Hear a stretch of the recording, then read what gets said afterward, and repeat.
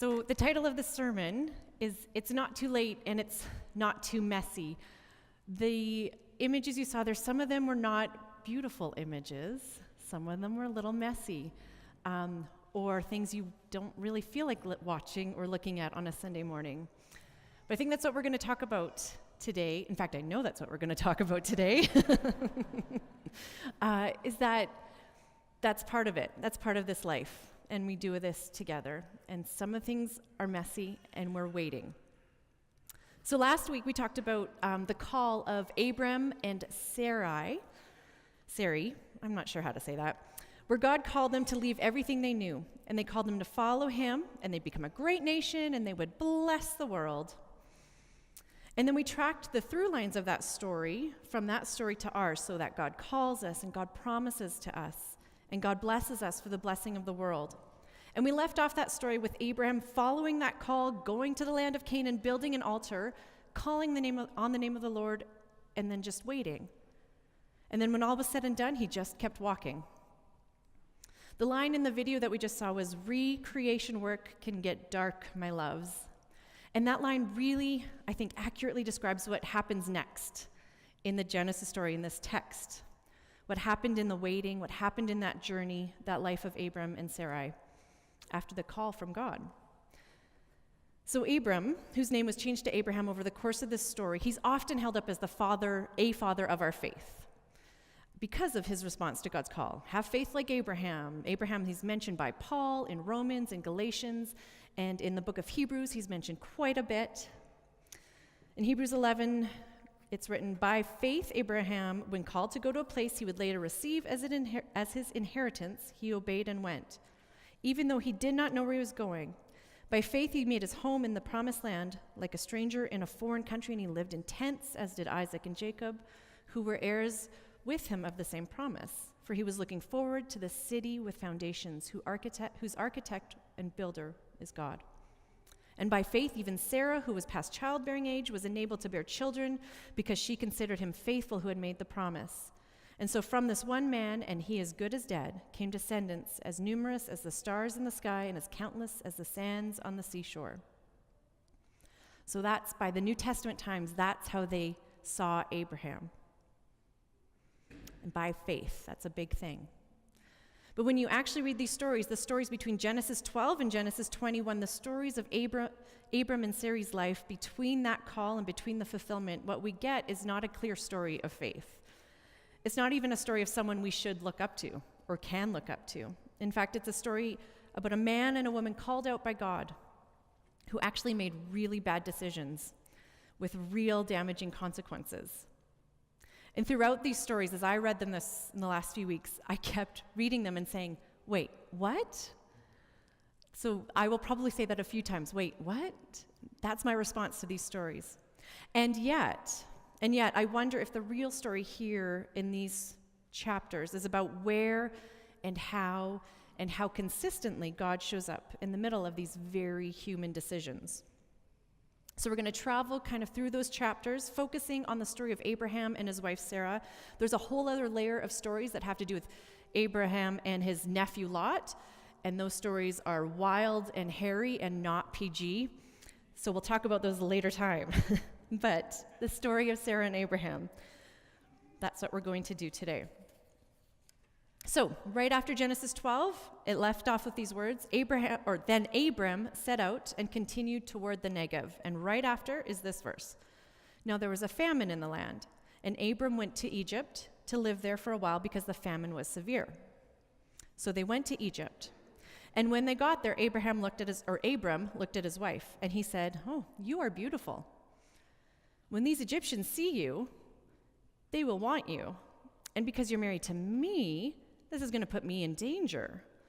They'll kill me to get to you. So let's pretend you're not my wife and let them take you so my life will be spared." And that's what he did. That's a, wait, what? Moment. What just happened? And Pharaoh took Sarai as his wife. He took her into the palace, and he treated Abram very well, because after all, he was the brother of this woman he really wanted.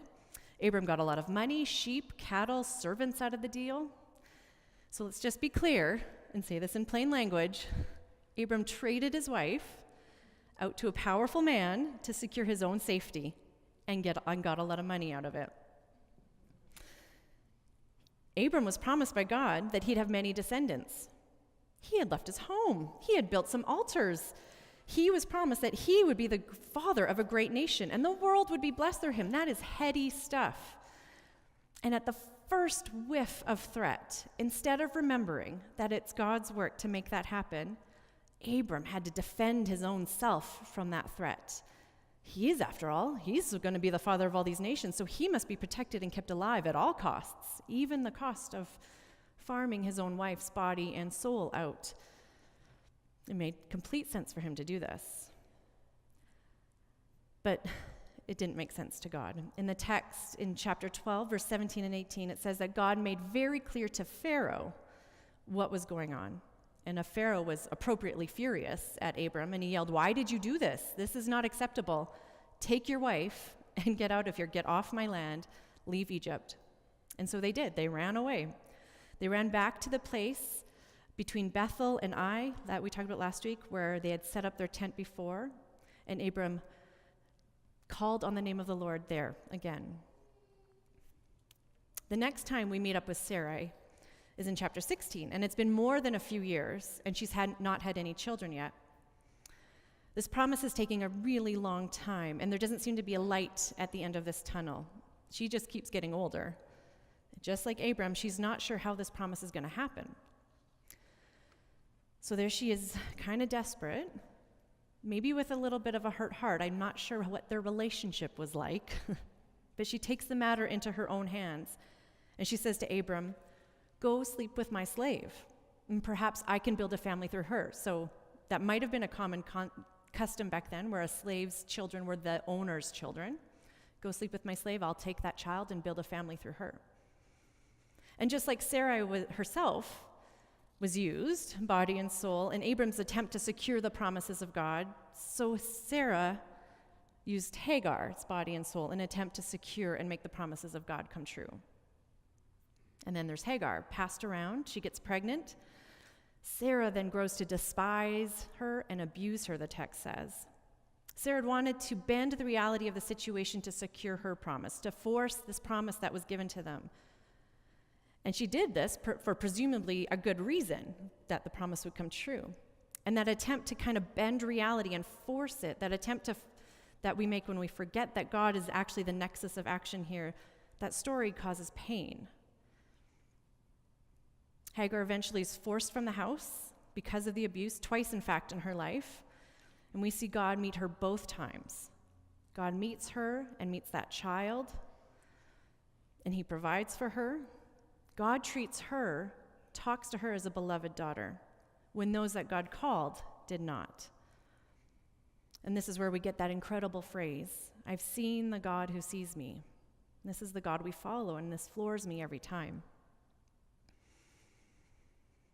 What a picture we get of this family, and what a picture we get of the God who calls. Because even when we manipulate and try to force the promises of God to come true, and even when these actions end up hurting or damaging others, God is still there, still meeting the last, the least, this slave woman, still working through those events to continue to usher in this new reality where he is making everything new.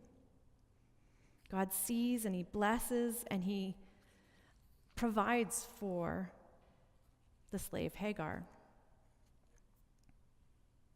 Now fast forward a few more years to when Abram was 99 years old, 25 years after that first call. God came to him again and he reiterated that promise. He said, "Your name is now Abraham, father of many. I will make my covenant between me and you, and I will increase your numbers." God goes on, "And as for Sarai, your wife, you're no longer to call her Sarai, but her name will be Sarah. I will bless her. I will surely give you a son by her. I will bless her so that she will be the mother of nations. Kings of peoples will come from her." 25 years later, God is still in the game. He's restating and remaking his covenant.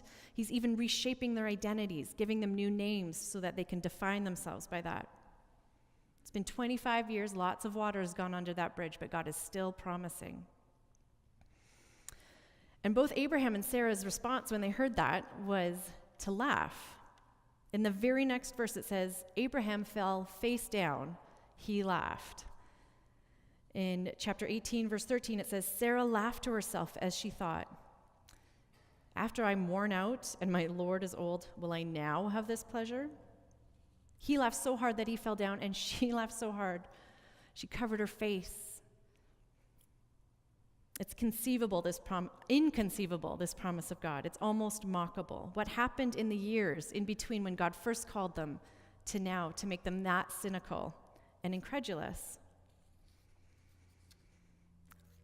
I know what's happened in my life to make me cynical and incredulous, and that's what's happened with them. Now, at this point in the story, God's re-uttered his promise. He's changed their names. He's right in the middle of all the drama they've caused, and the baby still does not come.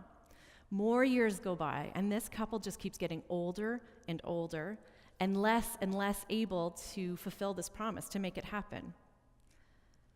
And I'm starting to wonder at this point in the story if this is maybe the whole point.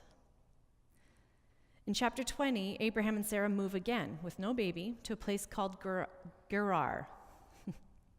And to the king of this land, Abimelech, Abraham again advertises that Sarah is not his wife, but his sister, and therefore free for the taking by the king. Like, she's got to be in her 70s at this point. Abraham's excuse again is fear. He says in chapter 20, verse 11, they will kill me because of my wife. And this is another, wait, what? Again? You did this again? Sometimes I want to give up on human nature. I wonder if Abraham wanted to give up too. Is the promise so impossible that Abraham's not even pretending anymore to believe that it's going to happen? The whole situation has gotten so messy. No fulfillment, no solution in sight. Are they just kind of done? Not even trying, they're just trying to survive, just get by. I don't know. I don't know if that's his motive or not. But what is true is that in this story, God again intervenes. God made clear to Abimelech in a dream who Sarah actually is. And God is making sure to say to this king, he made sure to say to him, this isn't your fault. Your conscience is clear. But yes, send her back to her husband. And it's very clear in the text that Abimelech and God do not approve. Abimelech is very angry and outraged, and in a beautiful, kind of touching moment, he gives Sarah some money, I think like 1,000 shekels of silver, and he says, this is to cover the offense against you. This whole situation was an offense against you. This story, I wrestle with this story when it appears that God has chosen a man, Abraham, who has no idea how to stand firm, not to give in to this fear, a man incapable of not forcing God's truth at the expense of someone else. Martin Luther, in his commentary, tried to explain Abraham's behavior by just saying, well, he let the word get out of his sight. I feel like he did a bit more than that, but John Calvin simply said Abraham's faith was defective. It's a bit more true. And he called it a symptom of man's infirmity. And when I read these stories, it's uncomfortable because it makes me ask, what kind of men and what kind of women does God continually choose? Like, why is it so hard to make good decisions? Why do we react the way we do? Why do we react out of hurt or despair or fear? Why is it so hard to get out from those patterns, as we saw Sarah being hurt and then her hurting someone else? Why is it so hard to break out of those patterns? And in the silence after those questions, I'm just faced with a suspicion that these stories make me uncomfortable. Because I think deep down, we think we could be perfect if we tried harder. I think, oh, Abraham should have been better. I would have been better, is actually what I'm thinking deep down in my heart. But when it's quiet, I know that I act out of that fear and anger just as much as anyone else. And I'm uncomfortable with this story. And the story then, that uncomfortability is asking me to sit here with it. And yet, in the midst of that uncomfortability, I read the story with God and wonder at how God intervenes. at how goodness is still brought into view, even in these situations that are so bent and so broken, given to such damaging uses of power, at how God's version of life doesn't come from effort. It's not forced. It's not compulsed. It only comes as a gift. It only ever comes as a gift. And I read with wonder at how the way through this mess with this God is unfathomable. The promises are outrageous, and I'm starting to wonder if that is actually the point. And it's in the aftermath of this low, low point in their story that finally comes chapter 21. Now the Lord was gracious to Sarah, as he had said, and the Lord did for Sarah what he had promised. Sarah became pregnant and bore a son to Abraham in his old age at the very time God promised him. Abraham gave the name Isaac, which means he laughs, to the son Sarah bore him. And Sarah said, God has brought me laughter, and everyone who hears about this will laugh with me. And she added, who would have said to Abraham that Sarah would nurse children, and yet I have borne him a son in his old age. And yet, it's these words of Sarah's that are always in my mind, and I feel like they might be the key to the whole story. And yet, Sarah's saying, it's been exhausting. I've made so many mistakes, and I've hurt people, and so has this guy. And now I'm old. And yet, it's happened. Life came from where there was none. It's happened. We often read this story of Abraham and Sarah as a wait for the promise. It's not too late. God will do it, and he will, and God did in this story. And I think in addition, what I'm reading in this story is it's not too late and it's not too messy. Because if there's one thing we get from the story, it's that it's very messy. Humans like Abraham and Sarah both made decisions out of fear, and then they had to deal with the consequences. So in the chapters after this, you can see the consequences of what they did to Hagar playing out in their lives. They can see the consequences of what they did to Abimelech playing out in their life, and they still have to be dealt with. And yet, God is still so present, even in those consequences, because I think that's in his nature to do that. There's one last story in this Abraham and Sarah saga, and I think it needs, when we tell this last story, I think it needs this whole story before it for us to even come close to comprehending what's going on in it. So the story in Genesis 22, it's where God says, Abraham, Abraham, take your son, your only son, whom you love, to the mountain of Moriah, sacrifice him there, a burnt offering. Wait, what?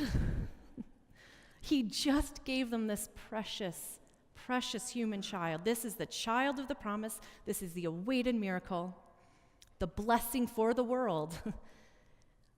And now he's asking them to kill him. What?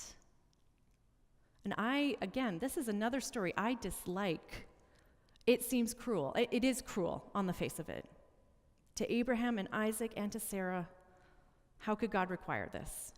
This is definitely a story that you have to wrestle with. And yet, as I started to wrestle with it, I started to read it in the light of those decades and decades of Abraham and Sarah's life before this. And it started to take on a different hue. And it started to maybe mean something a bit deeper, something a bit more about the recreated heart of Abraham, more than it means anything about blind obedience. Take your son, take your fulfillment, even take the promise I made you, the evidence of my action. Don't even hold on to that. Let it go. Trust me. I'm going to provide.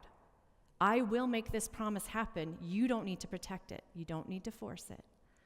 This is my work. And Abraham, instead of protecting his son, the fulfillment of this promise, like he protected himself at the cost of his wife, now, decades later, he's trusting that even here, this God will not abandon the promise. So the faith Abraham has here, it's not that he's willing to kill his son for something he believes in. That's not it. It's that he believes that God won't go back on his promise. to make a nation through this child. There's a recreation in Abraham's heart that seems to have taken decades, where he's now taking God at his word and believing that the blessing will come through this child. And this is what I think that writer of Hebrews is seeing as Abraham's heroic faith, not because he was good at having faith. That's obviously not the story of Abraham's life. But Abraham, who had offered the body of his wife up twice. Abraham and Sarah, who used a slave to make an heir and then kicked her out. This Abraham, by the end of his life, was able to take Isaac literally in his hands and hold them open to the promise. Not because he was an unthinking servant of a tyrant, but because he knew the opposite. He knew that the character of God would keep this promise, even if it meant raising that son from the dead. God would keep that promise. By faith, Abraham, when tested, offered Isaac as a sacrifice. Abraham reasoned that God could even raise the dead, so in a manner of speaking, he did receive Isaac back from death. That's in Hebrews 11. And this is what makes Abraham a father in our faith, not because he was great at having faith, but because his heart was transformed by the living God's faithfulness to him. And in the end, with all the cards on the table, he trusted that. He trusted God's faithfulness. So this is a story. It's about Abraham and Sarah, but I think actually it's mostly about God, the living God, who's present at every twist and turn and hurt of our own making, who's present at every mess caused by someone else in our life. This living God who was not fazed by fear or anger, but who always seemed to redeem it and rectify it and call it out when it needed to be called out and deal with the consequences. And he treated the damaged and painful edges with care, and he kept his promise through all of it. And I know this is our story. I know this is my story too. Willa Cather, she's a writer, she says, there's only 2 or 3 human stories, and they just keep on repeating themselves. And we live this story too. We've made choices and comments and decisions out of fear of what was going to happen or what might not happen. Or we've tried to force something to happen because we couldn't see how it would happen otherwise. And most likely some other people or ourselves got hurt. Or maybe we have been on the receiving end of that hurt. And we have to live in this tension of action and of taking responsibility, but also of trusting God. And it gets hard and it gets messy. And yet, I think we can say with Sarah, and yet, don't go away without hearing that even when we act in those ways, out of that hostility or depression or despair or scarcity, and we all do, even then, that doesn't discount us from being part of God's life in this world, God's blessing in this world. That doesn't discount us. And don't go away without hearing that it's God's grace and his word and not our ability. That's the real story here. Don't go away without the words that God is faithful to his promise to you. God is faithful to his promise to recreate you, and that's his nature. Not wait for it song. Some of the words were this: recreation work can get dark, my loves. Light so sparse it takes willingness to catch a glimmer. It's not a comfortable time and space. And though you may not recognize me, I am in it, waiting alongside you. And it sounds too good to be true, but I tell you, you will discover unmistakable beauty in unmade-up places in our very real lives.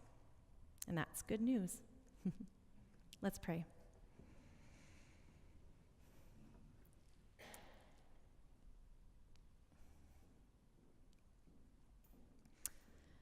You're the King of the world, we sing. And it's hard. It's sometimes hard to know that and to live like that and to trust with all the parts of our lives. Sometimes it's hard not to live out of fear and scarcity or desperation. And yet you're a very faithful God.